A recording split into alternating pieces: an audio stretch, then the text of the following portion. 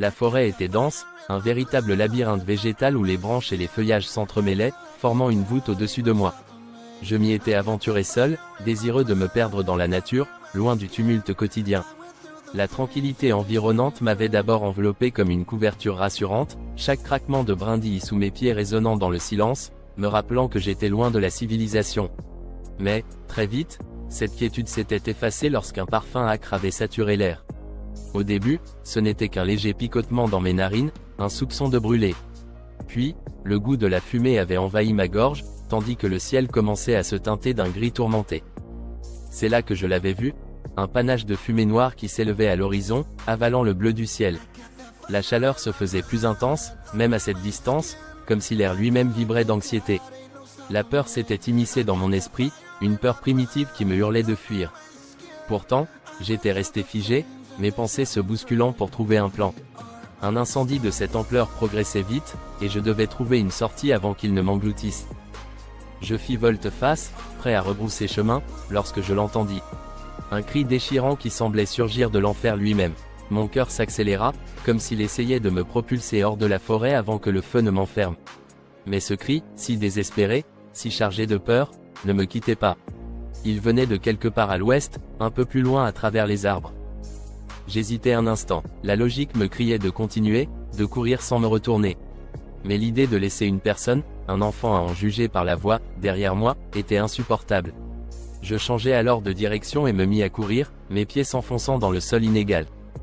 Lorsque je le trouvai enfin, il était recroquevillé au pied d'un grand pin, son visage masqué de suie, les yeux écarquillés de terreur. Il n'avait pas plus de 8 ans, ses vêtements étaient déchirés, et il tremblait, non seulement de peur, mais aussi d'épuisement. Je le pris dans mes bras, le sentant frêle et léger, puis je le posai devant moi, en le tenant fermement par la main. Il faut courir, pensai-je. À cet instant, rien d'autre n'importait que de l'éloigner des flammes. Je n'avais plus de temps à perdre. Nous nous mîmes à courir, les battements de mon cœur résonnant dans mes oreilles. Derrière nous, le grondement du feu grandissait, comme le rugissement d'un monstre affamé. Les premières flammes apparurent entre les arbres, dévorant tout sur leur passage.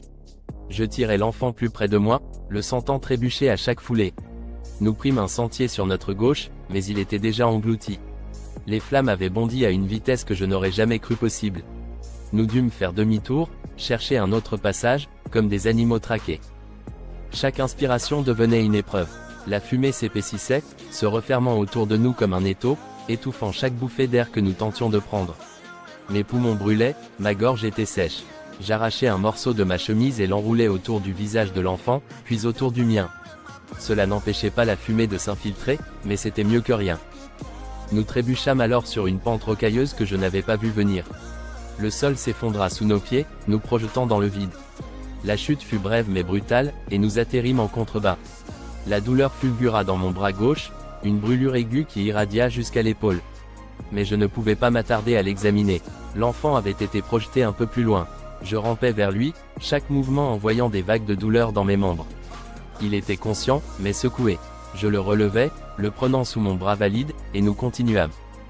Le lit d'un ruisseau asséché s'ouvrait devant nous, jonché de roches blanchies par le soleil. J'avais espéré trouver un peu d'eau, même croupie, pour nous rafraîchir, mais il n'y avait rien, seulement un chemin de cailloux qui craquait sous nos pas. Nous le traversâmes, le feu grondant derrière nous. Soudain, un craquement retentit à quelques mètres de nous. Un arbre, consumé par les flammes, se brisa en deux et s'effondra avec une explosion de braise. Je me jetai sur le petit, le couvrant de mon corps pour le protéger. La chaleur fut insupportable, et une douleur vive déchira la peau de mon dos où des fragments incandescents m'avaient atteint. Pourtant, nous ne pouvions pas nous arrêter. La mort nous talonnait, et chaque seconde perdue nous rapprochait un peu plus du néant. L'enfant pleurait doucement contre moi, ses petites mains agrippant ma chemise avec une force que je n'aurais pas cru possible. Il n'avait presque rien dit depuis que je l'avais trouvé, trop terrifié pour parler, et je ne pouvais pas lui en vouloir. Moi-même, je luttais pour garder le contrôle, mon esprit oscillant entre la panique et une volonté désespérée de nous sortir de là vivants. Alors que je le portais sur mes épaules, je sentais son corps trembler de fatigue. Ses pleurs s'étaient transformés en sanglots silencieux, étouffés par la fumée qui nous enveloppait. Chaque pas devenait un défi, chaque inspiration arrachée à l'air suffocant me brûlait les poumons. Le sol était chaud sous mes pieds, le feu ayant léché la terre au point de faire fondre le caoutchouc de mes chaussures. J'essayais de courir, de trouver un terrain moins exposé, mais la forêt semblait se resserrer autour de nous, comme un piège qui se refermait inexorablement. Nous arrivâmes à un endroit où le sol se craquelait sous l'effet de la chaleur. Autrefois, un lac devait s'étendre ici, mais il n'en restait que des fissures béantes, témoins de la sécheresse qui avait sans doute facilité la propagation des flammes. Le traverser nous faisait gagner du temps, mais j'étais conscient des risques, le sol semblait instable, et les craquements souterrains ne présageaient rien de bon. Les muscles de mes jambes hurlaient de fatigue, mon corps protestant à chaque pas, mais je ne pouvais pas m'arrêter. L'enfant devenait de plus en plus lourd sur mes épaules, comme si son petit corps aspirait la dernière énergie qu'il me restait. Soudain, un grondement sourd se fit entendre, suivi d'une série de tremblements qui me firent perdre l'équilibre. Le sol tremblait sous nos pieds, les craquements se transformant en un vacarme assourdissant. J'eus juste le temps de m'agripper à un rocher pour éviter que nous ne tombions. Les secousses s'intensifièrent, et je me rendis compte que ce n'était pas de simples tremblements, mais les signes d'un affaissement. Le feu, en rongeant les racines des arbres, avait affaibli le sol qui commençait à s'effondrer. Je réussis à nous maintenir debout, mais l'enfant ne bougeait plus. La chaleur l'avait abruti, son corps immobile comme s'il sombrait dans une torpeur irréversible. Je déversai le peu d'eau qu'il restait de ma gourde sur son visage, espérant le réveiller de cet état. Il ouvrit les yeux, mais ses paupières étaient lourdes. Les forces m'abandonnaient aussi, mais je refusais de céder. Devant nous, la paroi rocheuse qui marquait la limite de ce bassin asséché s'élevait, abrupte et intimidante. Elle représentait le seul moyen d'échapper aux flammes qui se rapprochaient dangereusement, une barrière naturelle qui nous séparait de la vie sauve. Je me lançai dans l'ascension, luttant pour trouver des prises sur la pierre brûlante. Chaque effort semblait vider le peu d'énergie qu'il me restait, mes mains glissaient sur la roche chaude, et la douleur de mon bras blessé rendait chaque mouvement plus difficile. À mi-chemin, le sac que je portais s'arracha de mes épaules et tomba, emportant avec lui nos maigres provisions. Je le regardais s'écraser en bas avec un sentiment de désespoir. Maintenant, nous étions sans eau, sans nourriture. Seule la volonté nous poussait encore à avancer. Quand nous atteignîmes enfin le sommet, le souffle me manquait, mes jambes tremblaient tellement que j'avais du mal à rester debout. À cet instant, un pont en bois apparut devant nous, enjambant un ravin étroit mais profond. C'était notre unique chemin, mais le pont était en feu, les flammes léchant déjà les planches qui s'effondraient. Sans réfléchir, je me lançai dans une course désespérée, priant pour que les planches tiennent le temps de notre passage. Chaque foulée semblait précipiter la destruction du pont. Derrière nous, les planches s'effondraient dans le vide, et la chaleur montait à un niveau insupportable. Je sentais les flammes mordre ma peau, et l'odeur de bois brûlé se mêler à celle de ma propre sueur. Par miracle, nous atteignîmes l'autre côté, mais à peine je posai le pied sur le sol ferme que le pont s'effondra derrière nous dans un craquement sinistre. Je me laissai tomber, incapable de faire un pas de plus. Mais le répit fut de courte durée. La fumée s'épaississait encore, les cendres retombant du ciel en un voile gris qui nous enveloppait. L'enfant était inconscient, étendu à mes côtés, et je sentais la panique monter en moi. Je me relevais tant bien que mal, le prenant de nouveau dans mes bras. Chaque mouvement me coûtait un effort surhumain, mais je devais continuer. Le vent soufflait doucement à travers les arbres, apportant avec lui une odeur de terre humide et de feuillage. Ce jour-là, je m'étais aventuré dans la forêt, cherchant à m'évader de la monotonie de la vie quotidienne. Mais alors que je profitais de la tranquillité, quelque chose attira mon attention. Au loin, un nuage noir s'élevait dans le ciel, contrastant avec le bleu éclatant. En m'approchant, l'odeur âcre de la fumée me parvint, et mon cœur s'emballa. Un incendie de forêt était en train de se déclarer. Le frisson d'angoisse qui me parcourut fut rapidement suivi d'une décision instinctive, je devais partir. Mais alors que je me retournais, un cri désespéré résonna dans l'air, déchirant le silence de la forêt. Je ne pouvais pas ignorer cet appel. Je me dirigeais vers la source du cri, le cœur battant la chamade. À travers les arbres, je découvris un enfant, seul, le visage couvert de suie.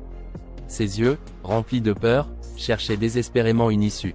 La vue de cet enfant, perdu et terrifié, fit naître en moi une profonde compassion. Je le pris par la main, ressentant la chaleur des flammes qui se rapprochaient, le forçant à quitter ce lieu qu'il devait connaître. Je n'hésitais pas un instant, malgré la peur qui m'assaillait. La vision de ses larmes me rappelait l'urgence de la situation, et je ne pouvais le laisser derrière moi. La course pour échapper aux flammes commença. Tandis que nous filions à travers la forêt, je tenais fermement sa petite main. Chaque pas comptait, et les crépitements des flammes résonnaient comme un avertissement. Les arbres, autrefois majestueux, se transformaient en torches vivantes, et je pouvais sentir la chaleur intensifier notre détresse. Nous étions en danger, et le temps pressait. Nous tentâmes de suivre un sentier, mais il était déjà bloqué par le feu. Dans un acte de survie instinctif, je fis demi-tour, cherchant un nouveau chemin. L'air était chargé de fumée, rendant chaque respiration douloureuse. Je déchirai un morceau de ma chemise pour le placer sur notre nez et notre bouche, espérant que cela atténuerait les effets de la fumée. La panique s'emparait de moi alors que nous glissions sur une pente raide, nous dévalant dans un ravin. Je me blessais au bras, mais l'adrénaline m'empêcha de ressentir la douleur. Je me relevai rapidement, observant l'enfant, qui avait perdu toute couleur dans son visage. Nous devions continuer. Nous atteignîmes un ruisseau asséché. Je le pris dans mes bras, le plaçant sur mes épaules pour traverser cet obstacle. À chaque instant, le bruit des flammes derrière nous me poussait à aller plus vite. Soudain, un craquement résonna, et un arbre tout proche explosa en un nuage de braise. Dans un réflexe, je plaquai mon corps sur celui de l'enfant, ressentant la brûlure cuisante de la chaleur sur ma peau. L'enfant, épuisé, pleurait maintenant. Je pouvais sentir son corps se relâcher. Il avait besoin de moi, mais j'étais moi-même à bout de nerfs. Le portant sur mes épaules, je fis de mon mieux pour l'encourager à avancer. Mais il ne pouvait plus. Ses petites mains se crispèrent sur mes épaules, et je me mis à courir, chaque pas me coûtant cher. Une meute de cerfs en fuite surgit soudain de nulle part, et je n'eus d'autre choix que de me jeter sur le côté avec l'enfant. L'adrénaline continuait de pulser dans mes veines, mais la fatigue me pesait lourdement. Je sentais le sol brûlant sous mes pieds, et mes chaussures commençaient à fondre. Je cherchais désespérément un refuge, un endroit où nous pourrions nous reposer, mais les flammes semblaient nous suivre à chaque instant. Nous arrivâmes finalement à un ancien lac, presque asséché. Traverser son fond craquelé me semblait être notre seule option. Je savais que chaque seconde comptait. Mais à mesure que nous avancions, le sol se mit à trembler sous nous, secoué par des craquements souterrains. Je me concentrais sur l'enfant, vérifiant qu'il ne tombait pas, tandis que je luttais pour garder mon équilibre. La chaleur m'enveloppait comme une couverture oppressante. Je pouvais sentir mon corps se dérober sous la pression, mais je ne pouvais pas abandonner. En lui aspergeant le visage d'eau, je vis ses yeux s'éclairer un instant, mais l'évanouissement guettait. Il fallait que je trouve un moyen de lui redonner des forces. Alors que nous poursuivions notre chemin, je repérais une paroi rocheuse à escalader. C'était notre unique espoir de sortir de cette fournaise. Je pris une profonde inspiration, le plaçant à nouveau sur mes épaules. Chaque prise était un combat. Mes mains glissaient sur la roche chaude, mais je continuais à grimper, déterminé à échapper à cette menace. À mi-chemin, le poids de l'enfant me parut insupportable, et je doutais un instant de ma capacité à continuer. En haut, je vis un vieux pont en bois. Il offrait une voie, mais il était déjà en proie aux flammes. Je savais que le temps nous était compté. Je fis un pas en avant, le cœur battant, et m'élançai sur le pont, le bruit du bois craquant sous nos pieds résonnant dans ma tête. La chaleur atteignait des sommets insupportables, mais je ne pouvais pas réfléchir. Je devais avancer. Lorsque je posai enfin le pied sur la terre ferme, un cri intérieur de soulagement retentit en moi. Mais à peine eus-je le temps de souffler que la réalité reprit ses droits. La fumée s'épaississait encore, et les cendres tombaient autour de nous, rendant la visibilité presque nulle. Je serrai l'enfant contre moi, avançant à tâtons. La peur grandissait en moi à chaque instant, et je savais que chaque minute comptait. Mais la chance ne semblait pas être de notre côté. Je ressentis une vive douleur lorsque des braises brûlantes touchèrent ma peau. Je me mordis la lèvre pour ne pas crier, sachant que cela effrayerait l'enfant. Je devais rester calme, à tout prix. Enfin, après une lutte sans relâche, nous trouvâmes une route forestière. Mais à ma grande désillusion, elle était également en proie aux flammes. Mes espoirs s'effondrèrent. Que devais-je faire? Suivre cette route en flammes ou retourner dans la forêt, là où les arbres, bien que dévorés par le feu, nous offraient un semblant de couverture? Dans ce moment de désespoir, je tentais de sortir mon téléphone pour appeler à l'aide, mais le signal était inexistant, et la batterie s'éteignait lentement. La panique me gagna, mais je ne pouvais pas laisser l'enfant sentir ma peur.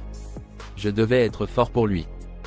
Loin au-dessus de nous, je vis enfin une lueur d'espoir. Des hélicoptères de lutte contre l'incendie tourbillonnaient dans le ciel. Nous étions si proches de la sécurité. Mes jambes tremblaient sous l'effort, mais je pris une décision. Nous devions courir vers ces sauveurs, quoi qu'il en coûte. Nous nous dirigeâmes vers la zone déboisée, une zone de coupe-feu, qui semblait stopper la progression des flammes. Chaque pas était un défi, mais nous avions enfin un but. La distance était encore grande, mais je me sentais revigoré par l'espoir. Nous étions à bout de force, mais je savais que je devais continuer. Je pris l'enfant dans mes bras et courus, chaque mouvement me rapprochant de la sécurité. Les hélicoptères devenaient de plus en plus visibles, leurs pales créant un bruit assourdissant. J'entendis enfin des voix au loin, une équipe de pompiers qui s'approchait. Je savais que le moment était venu, que notre salut était proche. Les flammes, bien que menaçantes, semblaient se retirer, comme si elles craignaient la venue de ces héros. Juste au moment où je pensais que tout était perdu, une main se tendit vers nous, me tirant hors de cet enfer. Nous étions enfin sauvés.